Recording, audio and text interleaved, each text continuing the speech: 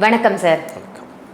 நிறைய நல்ல தகவல் கொடுத்துட்டு வரீங்க இல்லையா? இன்றைய கேள்வி, இப்போ நினைச்சது நடக்கணும், நம்மளுடைய பிரார்த்தனை நிறைவேறணும், நம்ம வேண்டுதல் சீக்கிரமாக இறைவனுடைய செவிகளுக்கு சென்று நமக்கு அவர் கண் திறந்து அருள் பாலிக்கணும் அப்படின்னா என்ன வழிபாடு செய்யலாம்?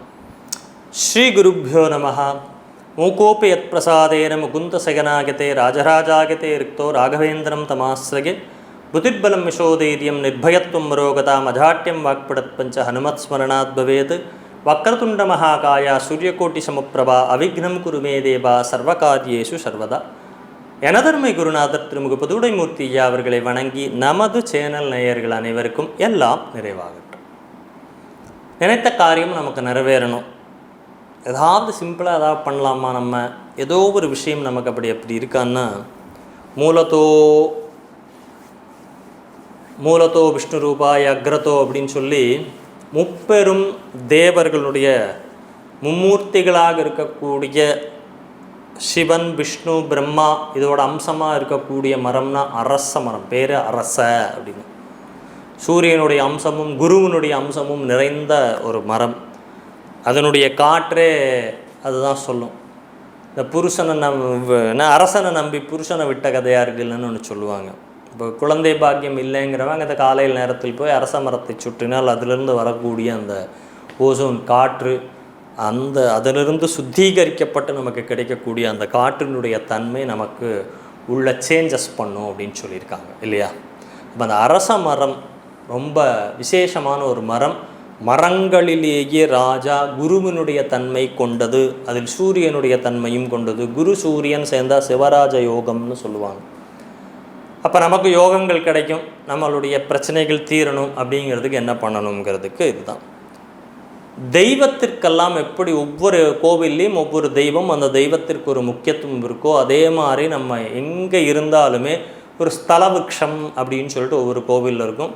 இந்த தெய்வத்திற்கு என்ன மரியாதை, என்ன பூஜையோ அதே பூஜை முறை மரங்களுக்கும் கொடுத்துருக்கோம். எல்லா மரங்களையுமே நம்ம தெய்வமாக வழிபட்டு வந்த முறை தான் நம்ம தமிழ் திராவிட முறை. தமிழ் அப்படின்னு சொல்லக்கூடியவங்க நம்ம எல்லா மரங்களையுமே வணங்கியிருக்கோங்க. அரச மரத்தை வணங்கியிருக்கோம், ஆலமரத்தை வணங்கியிருக்கோம், வேப்ப மரத்தை வணங்கியிருக்கோம், நெல்லி மரத்தை வணங்குறோம்,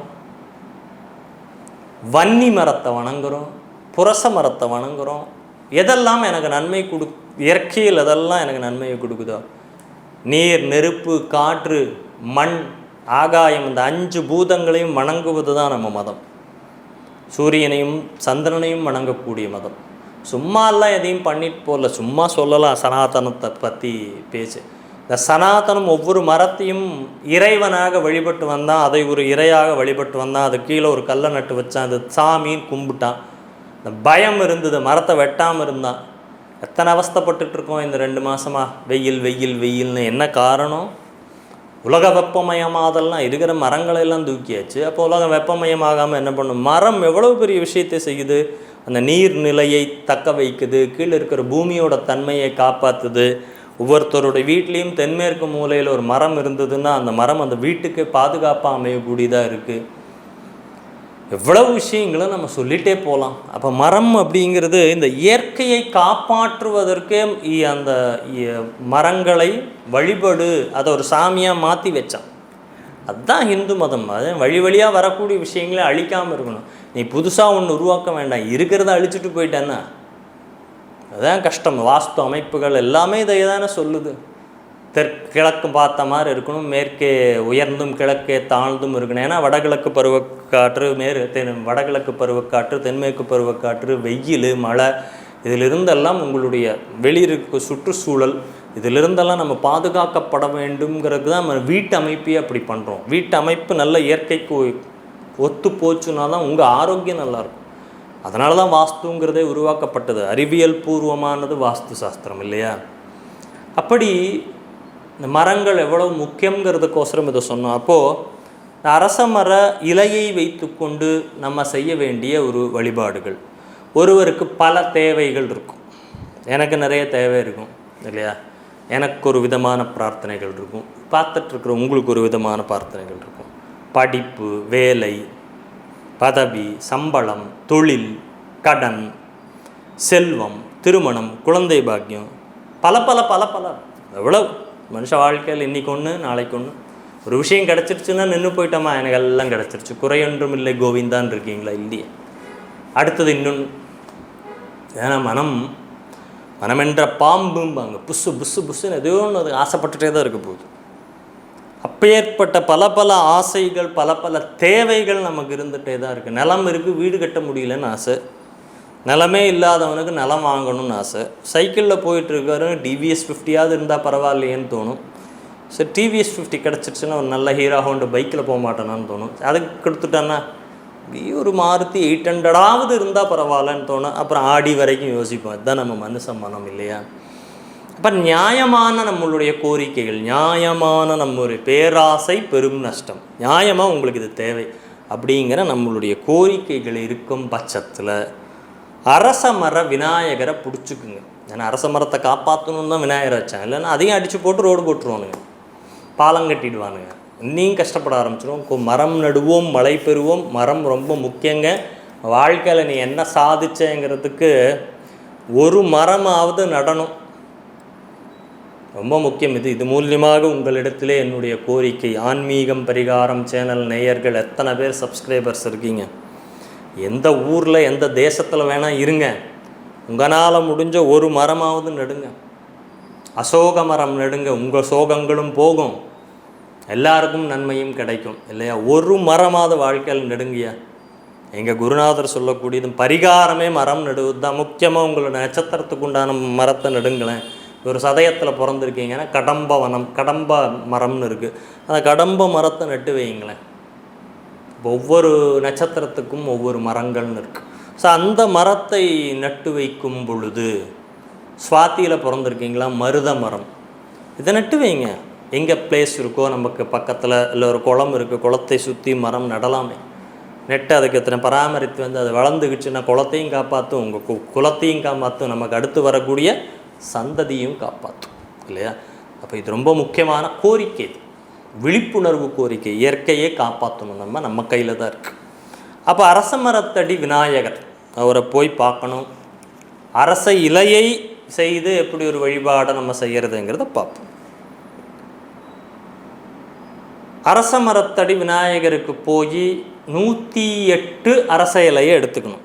மரத்திலிருந்து பொறிச்சாலும் சரி, கீழே இருக்கிறத எடுத்துக்கிட்டாலும் சரி. மரத்தை மொட்டை அடிச்சிடாதீங்க, கீழே கிடந்ததுன்னு அதெல்லாம் எடுத்துக்கோங்க. இல்லாததுக்கு மரத்திலிருந்து எடுத்துக்கோங்க. எடுத்துக்கிட்டு உங்களுடைய வேண்டுதல் என்னவோ, 108 வேண்டுதலையும் ஒட்டுக்க எழுதாதீங்க. நான் மனுஷனோட ஆசை இருக்குது பாருங்கள், அளவே இல்லை. முக்கியமாக எனக்கு இந்த ஒரு 3 காரியம் ஆகணும்னா அந்த 3 காரியத்தை தொடர்ந்து அந்த 108 இலைகளிலும் எழுதணும். எதில் எழுதுறது? வெள்ளை கலர் ஸ்கெட்சில் எழுதுங்க, மஞ்சள் கலர் ஸ்கெட்சில் எழுதுங்க. எழுதி அதையெல்லாம் வரிசையாக விநாயகர் முன்னாடி வச்சுட்டு, எப்படி விநாயகர் முன்னாடி வச்சுட்டு அந்த இலைகளுக்கு சந்தனம் குங்குமம் 108க்கும் வைக்கணும். பொறுமை வேணும். முதல்ல 108க்கும் பொட்டு வச்சுட்டு, இந்த 108 கொட்டைப்பாக்கு, இந்த ஒரு 2 இருக்கும் பாக்கு, அதையும் அதனுடன் சேர்த்து வைத்து மனதார கஜானனம் பூதகணாசித்தி சேபித்தம் அப்படிங்கிற அந்த ஸ்லோகத்தை சொல்லுங்கள் இல்லையா? வக்ரதுண்ட மகாகாய சொல்லுங்கள், விநாயகர் அகவல் படிங்க, பாலும் தெளித்தேனும் பாகும் அப்படிங்கிறத படிங்க. அது விநாயகரை மானசீகமாக 5 நிமிஷம் அவர் பாதத்தில் வைத்து நல்லா அவர்கிட்ட மானசீகமாக உங்கள் கோரிக்கைகள் பிரார்த்தனைகள் எல்லாம் செஞ்சுட்டு, ஒரு நூலில் இந்த கொட்டைப்பாக்கு ஒரு இலை சுற்றி பூ மாதிரி அதை கட்டுங்க. எப்படி ஆஞ்சநேயருக்கு வெத்தலை மாலை போடுறீங்க அந்த மாதிரி கட்டி, அந்த இலைகளை மாலையாக கட்டி அதை விநாயகருக்கு போட்டு அங்கே ஒரு அர்ச்சனை பண்ண சொல்லி அர்ச்சனை பண்ணி வெத்தலை பாக்கு பழம் தேங்காயெல்லாம் வச்சு சூடம் காமிச்சிட்டு, ஒரு தடவை பண்ணால் போகிறோம், டெய்லி பண்ணுங்கன்னு சொல்ல, ஒரு தடவை இதை பண்ணிவிட்டு 27 முறை அந்த விநாயகரை வலம் வாங்க. சாயங்கால நேரத்தில் அரச மரத்தை சுற்றக்கூடாது, காலையில் தான் அது பண்ணணும். போட்டுட்டு தோப்புக்கரணம் போட்டு வணங்கி வாருங்கள். பல அற்புதங்கள் சக்திகள் கொண்டது இந்த அரசமர இலை வழிபாடு, அரசமர விநாயகரனுடைய வழிபாடு. நம்ம கோரிக்கைகள் கண்டிப்பாக நிறைவேறும் அப்படின்னு சொல்கிறாங்க. ஸோ இந்த ஒரு வழிபாட்டை கண்டிப்பாக பயன்படுத்துங்க. நீங்கள் இல்லை நம்ம ஒவ்வொரு கோரிக்கையாக நிறைவேற்றி போனோம், ஒவ்வொரு கோரிக்கையாக ஒரு மாதம் ஒரு முறை அல்லது நீங்கள் வச்ச கோரிக்கை நிறைவேறிய பிறகு அடுத்த தடவை இன்னொரு தடவை 108 இலைகளை சாற்றி வழிபாடு பண்ணி ஆனை முகத்தினுடைய அருளாலும் அரச மரத்தினுடைய இலையாலும் உங்களுடைய கோரிக்கைகள் நிறைவேறுங்கிறதுல சந்தேகமே வேண்டாம். கண்டிப்பாக பயன்படுத்தி பயன்பெறுங்கள். நன்றி, வணக்கம். ரொம்ப அருமையான தகவல் சார். நினைத்த காரியம் நடப்பதற்கு அரச மர வழிபாடு, விநாயகர் வழிபாடு சொல்லியிருக்கீங்க. நல்ல தகவல். நன்றி.